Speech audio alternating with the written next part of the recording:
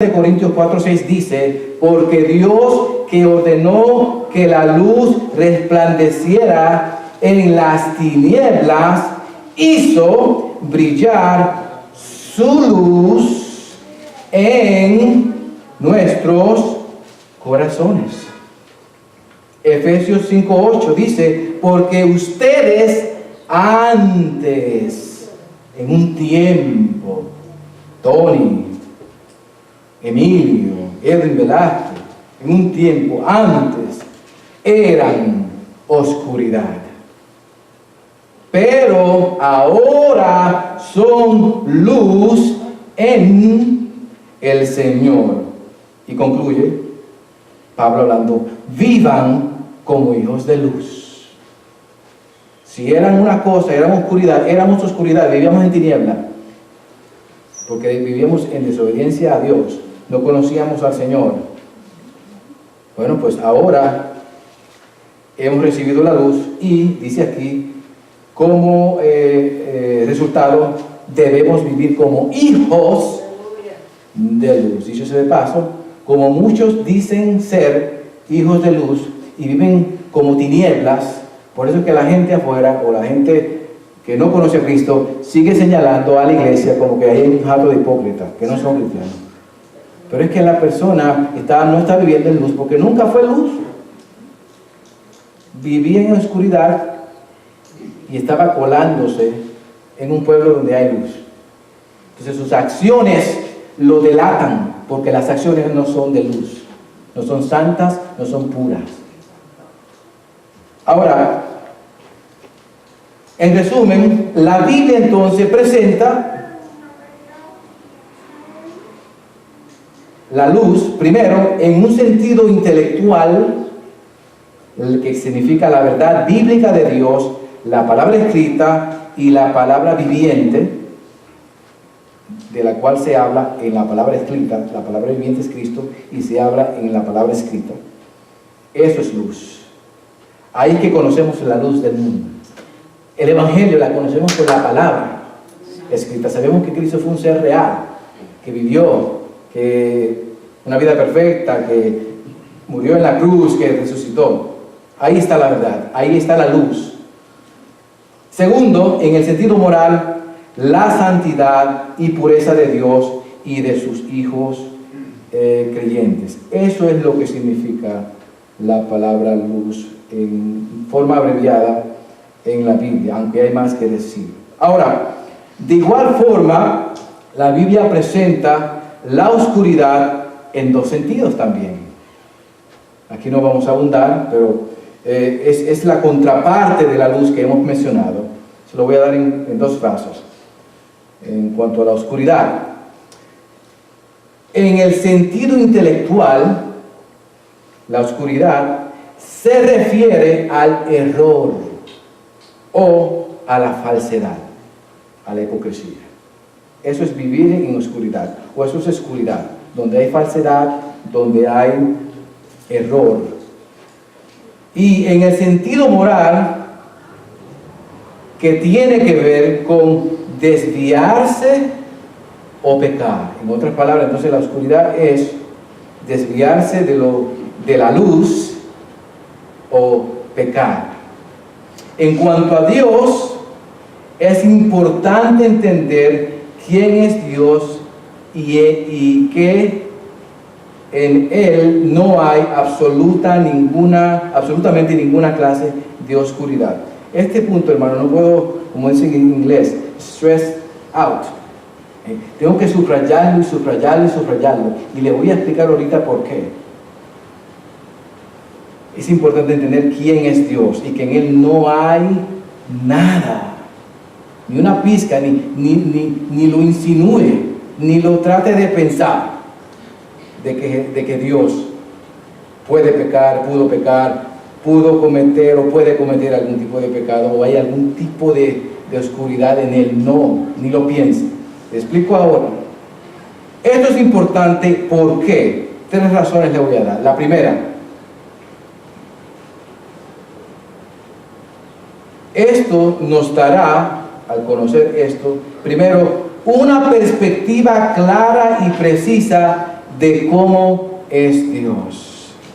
Al entender que Dios es luz y que en Él no hay nada de oscuridad, esto nos da una perspectiva clara, precisa y real de quién es Dios. No sé si a usted le molesta, a mí me molesta, que lo representen mal. Que usted sea de una forma, haga ciertas acciones y que por allá estén hablando una cosa de usted que no es cierta.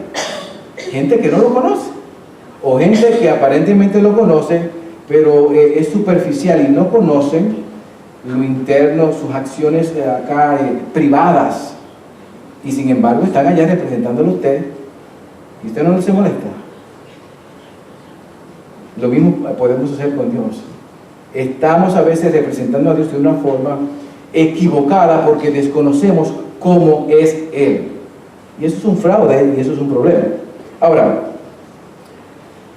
segundo, sabremos cómo deben ser sus hijos y cómo no deben ser sus hijos, los creyentes, como hemos mencionado anteriormente. Tercero, no seremos víctimas de nuestro propio pecado cuando conocemos esto. Ahora, lo opuesto es también cierto. Cuando se desconoce y no se toma en serio lo que dice Primera de Juan, capítulo 1, verso 5, que dice, y repito, que Dios es luz, en Él no hay absolutamente ninguna clase de tiniebla, hay los siguientes peligros que voy a mencionar, y con esto estoy casi concluyendo. Quiere decir que vamos a estar 10 minutos más. El peligro de ignorar la monumental realidad de quién es Dios, según 1 de Juan 1:5, es el siguiente. Y lo voy a tratar de ilustrar con una experiencia que me carcome y me molesta mucho, dado a que es algo que acontece actualmente en nuestros medios, en el medio evangélico. Hace un tiempo atrás, para ser preciso, digamos unos 8 o 9 meses atrás, me llama un pastor a casa, como muchas veces pasa, a preguntar, a buscar explicaciones. Este pastor y otros pastores acostumbran a reunirse, como hacen muchos concilios, y nosotros estamos por hacer eso también, para participar entre pastores, ya hablar, conversar temas, ya sea privados o temas bíblicos. Esta persona me llama un poco inquieta porque el tema que estaba en la mesa, el tema de discusión era, tenían a Dios en la mesa, en la plática, y el debate era llegar a la conclusión o tratar de convencer a estos líderes, el que estaba exponiendo, que Dios podía pecar. Escuchen lo que estoy hablando. No estoy hablando de un grupo de hermanos que tienen poco entendimiento bíblico, que quizá no han ido al instituto. Estoy hablando del grupo de ministros que tienen más de 10 años pastoreando, 10, 15, 20, sentando a Dios en la silla de acusados, y la enseñanza era tratar de convencer a los pastores y decirle que Dios podía pecar.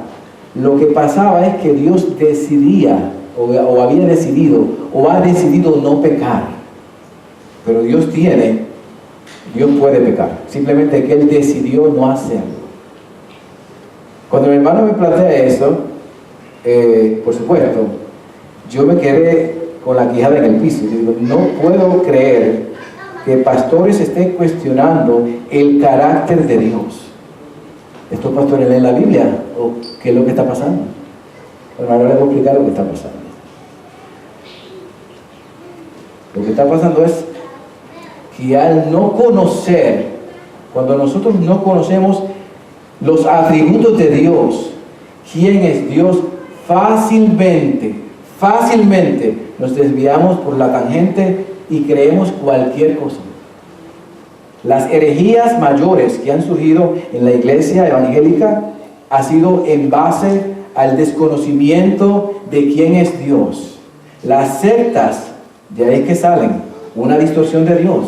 Dicho sea de paso, muchas denominaciones que se llevan y se van a otros énfasis no bíblicos, es porque tienen un desconocimiento de quién es Dios, cuál es su carácter, cuál es su atributo.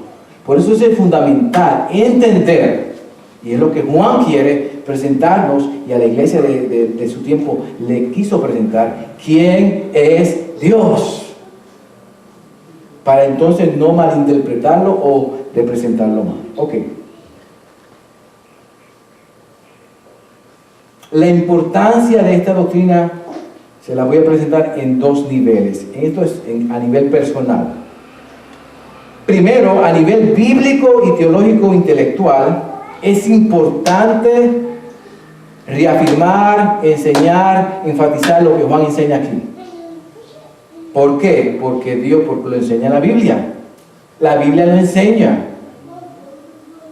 Dios es luz, en Él no hay absolutamente ninguna clase de oscuridad. Esta realidad y verdad del carácter de Dios no se debe cambiar, no se debe jugar con ella. No se debe jugar con ella.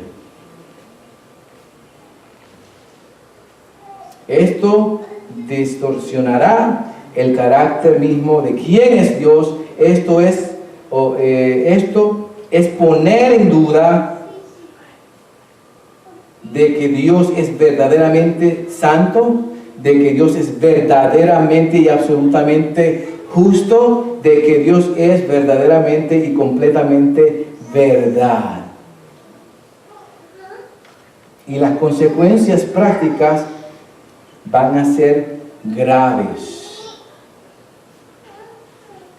En este grupo de pastores que le hablo, sobre todo los que estaban llevando esta propuesta, que lamentablemente otro de los pastores ya con años de experiencia apoyó, lo que crea es una iglesia débil, creyentes débiles, creyentes que no saben qué es bueno, qué es malo. Se hace una confusión total. Lo toman como un permiso, como una manera de, ok, si Dios puede, pues yo puedo, no hay problema. Se minimiza quién es Dios. En otras palabras, Dios se minimiza, se humaniza. Ponemos al Dios Todopoderoso, que es luz, y lo ponemos como si fuera una caricatura de un hombre. Y el inverso. Y nosotros nos deificamos. Nos ponemos en una postura en la cual pensamos que somos dioses. Dicho sea de paso, si no lo sabía, eso se está enseñando muchos evangelistas. Cash Luna dice eso. Guillermo Maldonado dice eso. Kenneth Copeland, la mayoría de los pastores y ministros del movimiento de la prosperidad enseñan que ellos son dioses, con D minúscula. ¿Por qué? Porque tienen una distorsión de quién es el verdadero Dios.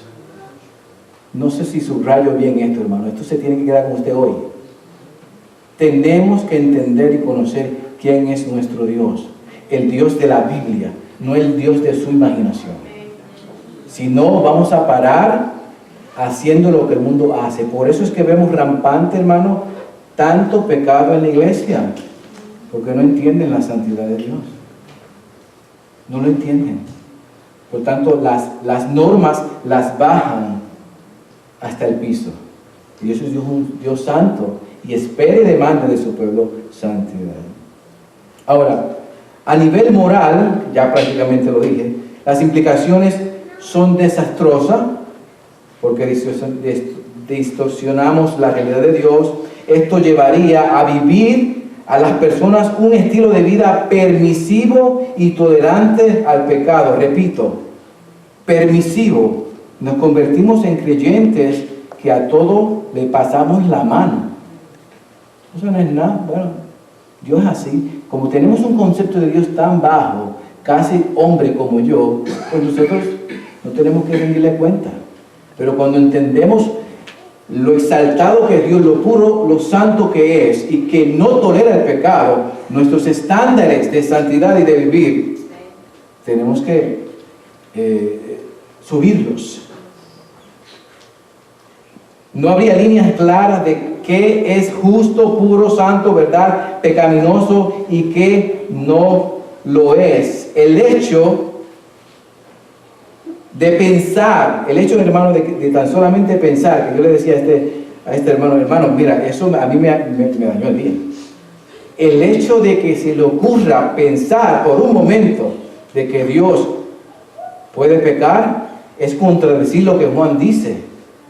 Que Juan dice claramente que Dios es luz y en Él no hay absolutamente ninguna. ¿Qué parte no se entiende de ahí? Ninguna oscuridad. Ninguna.